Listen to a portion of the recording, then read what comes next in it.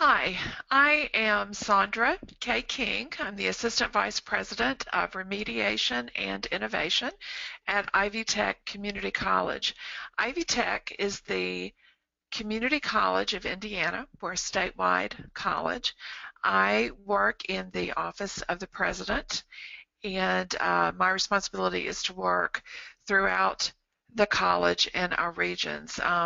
Basically, the college is divided up into 14 regions, and we have around 30 or so campuses. I have been at Ivy Tech for the last 5 years. When I arrived in fall of 2011, we had Ivy Tech. We had just received a Complete College America grant, actually, to work with us in the redesign of our developmental studies program. So as you will see on the slide in front of you, I've begun with a redesigned timeline to give you an idea of how we began, what were some of the earliest part of our process and activities were. When I came, the college had made a commitment actually to redesign developmental studies.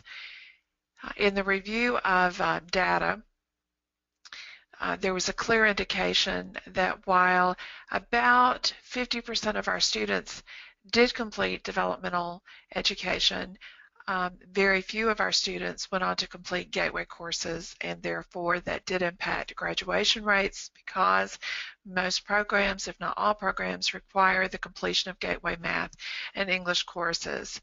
So it became critical then to look at the redesign of developmental studies, not just from the perspective of redesigning the developmental courses themselves, but to look at our gateway courses and the students coming in and the placement process as well.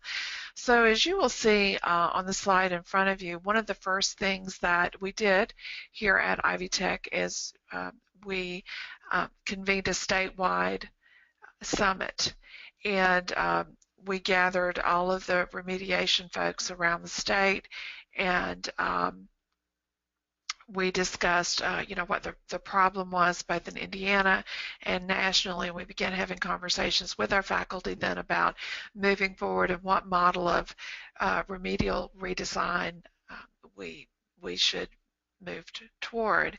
One of our regions had already begun piloting the ALP model, Accelerated Learning Program, at the Community College of Baltimore County with our remedial writing course, English 093, and our college composition course, English 111. So it was really only a couple of sections that first semester, and really for the first two semesters, both for fall and spring. By spring of 2012, the college made the commitment to fully scale the Corequisite model of instruction. Now, there was a lot of work that went into this process. We actually established a math task force and a reading and writing task force. These folks did an intensive review of their programs and, again, the data usage. We actually brought in Peter Adams from Community College of Baltimore County, who began by providing some professional development for us. Our task force, though, really did a tremendous amount of work. The burden really fell to our faculty to move this initiative forward. We do not have a policy that is a specific developmental studies or remedial policy as some other states and institutions do. So one of the things that we did, we established a guiding principles document that listed best practice from everything from how to schedule the sections in Banner to how you align the 0 level content to the 100 level content using a backward program design. So once the college was committed to actually scaling the Corequisite model, we identified English first. Simultaneously, we had a couple of other projects that we did at the same time. We were fortunate that we worked with the Dana Center and Dr. Uri Treisman, who came in, and Amy Getz actually, and worked with us in identifying what would be the most appropriate math pathways for our students here in the state of Indiana. in other states and other institutions, you may find that this is what we developed. It would not be the most applicable for you. And that is an important fact that all states need to look at to determine which are the appropriate math pathways. For us, actually, our three are, we have an applied technical math, we have a quantitative reasoning pathway, and then we have an algebra calculus, or as some people refer to it as a STEM pathway. Both the applied tech pathway and our quantitative reasoning require the development of a quantitative reasoning math course and an applied tech math course. We identified faculty who began the development of that, and as you will see, under the academic year 2012-2013, that development on both of those courses began with our faculty groups. They also developed the Math 080, which is an elementary algebra course that is taught as a co-requisite to Math 123. So what happens for students when they come in and they take a placement test, they're placed into a developmental math, they meet with an advisor, and the advisor would say, what major are you interested in? If that major falls within the Math 123 quantitative reasoning pathway, then the student would co-enroll in a linked co-requisite Math 080 and Math 123 course. So all of our math pathways actually are program driven. And again, our quantitative reasoning actually is a transfer level course, but if a student comes in and they have a remedial requirement, they co-enroll in both of those courses. Just a little further information for you to see how we continued with this redesign timeline. During the academic year 2013-14, at the urging of faculty, we had reading and writing faculty that developed an integrated reading and writing course, and initially it was taught as a standalone, but is now taught as a co-requisite with our English 111 course. Also, by the fall of 2014, our math pathways were fully implemented, and as you notice, we scaled this gradually over a period of years. The reason for that being is we allowed the regions to determine the resources that were needed. Some of the resources that institutions need to consider with co-requisite would simply be, again, the model of co-requisite. Ours happen to be 2 courses. We have a cohort model that we use with a 0 level with no more than 12 students in that particular section, and then they enroll as a cohort in a linked 100 level course. So through this particular model, we have fewer students in the 0 level. That requires more classrooms and more teachers. Because we are enrolling more students into a gateway course, that also requires more credentialed instructors to teach that particular course. There are other models of co-requisite certainly that individuals can take advantage of. Ours happen to be 2 courses rather than enrolling in a college level course with a supplemental lab-based course. Again, there are many models to this. So in order to, allow our regions to have the resources needed, that's why we scaled this out. We did provide a timeline early on. That timeline was tweaked, and we communicated regularly to all of our statewide curriculum committees, and through email, through different publications that we had about the progress and the success of our students in order to fully implement this. But again, by fall 2014, our math pathways were fully implemented, and by fall 2015, we had 100% of our English in a co-rec, taught in a co-rec manner. Throughout the process, from the very beginning, professional development was a critical part of scaling this major redesign that we undertook. And we did this in various ways. Colleges and institutions can do that. We chose to do it in the summer when it was we had a little more flexibility and time to do that. Initially, we did bring in external experts to help with that. Eventually, however, after the second summer, enough of our faculty were professionals, and so then we called it our show on the road, and we went to different regions in the state providing professional development. And I would regularly poll, these our regions to ask what additional information do you need? We have now moved some of our professional development training online, and our regions have taken up a bulk of the responsibility for providing instruction and professional development on an ongoing basis with this, and also the review and analysis of data, which is a very critical aspect when scaling any type of redesign. I would strongly encourage institutions to really review and analyze the data that you have with the students. An example of the use of data, if I could, you will see now just some basic information of what we found in the change in both our placement rates and our success in our math courses first, and then another slide coming up with English. So I mentioned that, in addition to scaling co-requisite instruction in our English 111 throughout our entire English program and in our quantitative reasoning math courses, a couple of other projects happened simultaneously. We developed and identified 3 major math pathways and developed the content for that. We also worked with the College Board. I was the liaison with the College Board, and we developed a custom Accuplacer placement diagnostic assessment.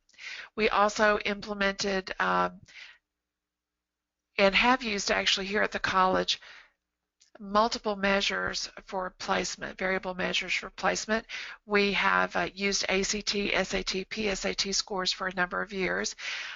During January 2013, we also included the use of high school GPA 2.6 and higher. And so all of those measures that I discussed, the high school GPA, in addition to using our custom Accuplacer diagnostic, and we aligned the competencies because the diagnostic is a competency-based assessment.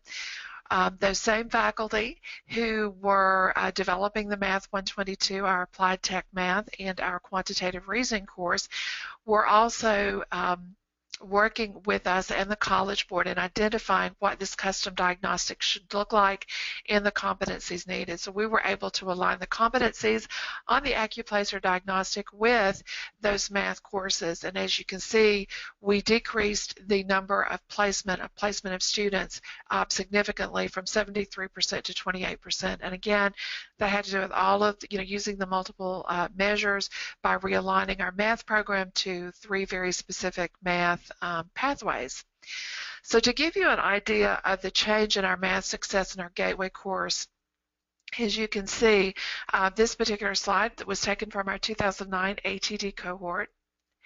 And by the end of spring 2012, so it's a time lapse of 3 years, for every 100 students that attempted a remedial math course, only 29% completed their Gateway math. And that number, of course, this is for a 3-year period of time. After that point, the percentage of students completing their Gateway math dropped to almost negligible amounts. When we developed our math pathways, however, and we moved to the co-requisite model of instruction for our quantitative reasoning course, you can see the significant jump increase in our students who completed our Gateway course. So it jumped from basically 29% of our students completing Gateway math in 3 years to 58% of students completing the Gateway course in 1 semester. So this has been just, a tremendous, boost for our students who now are able to progress through their particular programs to graduation. In addition, in looking at our writing results, Again, looking at the cohort from 2009 to 2012, we had 37% of students who began in remedial writing who actually completed our Gateway English, which is the English 111, pretty much a standard, college composition course. And again, both Gateway English and Gateway Math are critical courses for the completion of programs and graduation. You will see the difference. As of this past spring, we now have 44% of our students who completed both the remedial writing and the Gateway English in one semester. So again, we're seeing a significant increase in the students who are completing the Gateway. So the focus with Corequisite Remediation is actually the successful completion of Gateway courses, which again are critical for virtually any institution's graduation rates, because again, you can't graduate without those courses. So a few things I'd like to highlight that we've seen as positive outcomes from both the development of our math pathways and the Corequisite model of instruction, as well as our AccuPlacer diagnostic. Again, all three of these are intertwined, but we have, as mentioned previously, we have an increased number and percentage of students completing Gateway English. Who began with a developmental requirement. We actually have the fewer students who are actually placing into developmental courses. And one of the pluses of our cohort Corequisite model, it does allow for the same group of students in the 0 level course to be enrolled in the 100 level course. So these students are developing relationships with each other, and they are forming support groups as well. I mean, we continue to get so many positive comments from our students and feedback. We have done focus groups. We did that early in the scaling process to get feedback from students. And while there were some early concerns about students commenting about they have to take 2 math courses in one semester, once they're in the courses, they realize that really the 0 level course, the developmental or remedial course, really acts as a support for those students to be successful in the 100 level. And they're able to see the, why it's important that they know this particular type of math, and it allows them, it is the concept just-in-time remediation. So they are able to understand how all of this interacts together. So the things that I've been responsible for both here in Indiana and at other colleges in Tennessee and the state of Massachusetts. I worked at Mass Bay Community College for a few years as well. So the expertise that I bring to the table, you'll see on this slide. I'm definitely a strong proponent of using data. And I'll be happy to talk to you about the types of data, the questions that you need to be asking yourself when you look at data to make informed decisions and how to evaluate what you're looking at. Another would just simply be placement. That tends to be a question that I've gotten asked a lot of through the years as we've gone through the placement process from other states about just how placement fits into this, the academic ability of students in a 0 level course to really succeed in a 100 level course. Happy to talk about placement. Also policy development or editing a particular policy that a student or that an institution might have that would impact students. I've had a good bit of experience, again, in multiple states with policies. And then process and procedure. The importance, as I've mentioned earlier, with developing a strong timeline, communicating that out both in all types of media, both verbal and written and charts and graphs and narrative style to people. It's also critical that institutions bring the right people to the table to make decisions. And actually some of those are folks from your registrar's office. Advising is absolutely critical in implementing a Corequisite and a math pathway implementation. I will tell you, lessons learned is absolutely critical with that, but bringing those folks together, and lots of nuts and bolts types of questions from, I know that not all institutions use Banner, but other types of student programming systems, certainly in lessons learned on how to schedule, how to code the particular system, what grading, we would or would not recommend, any of those types of questions.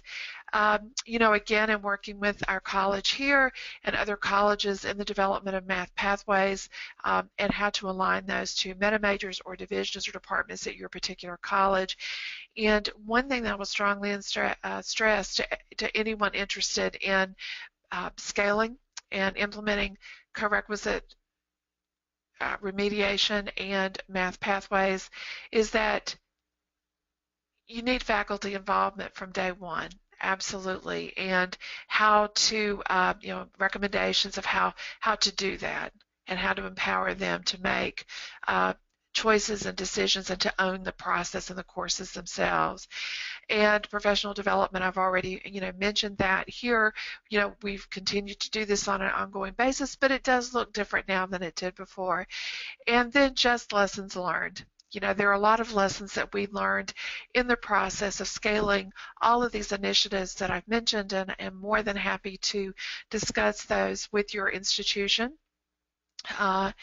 and help you move forward with the decisions that you'll be making. So I look forward to working with all of you. Thank you.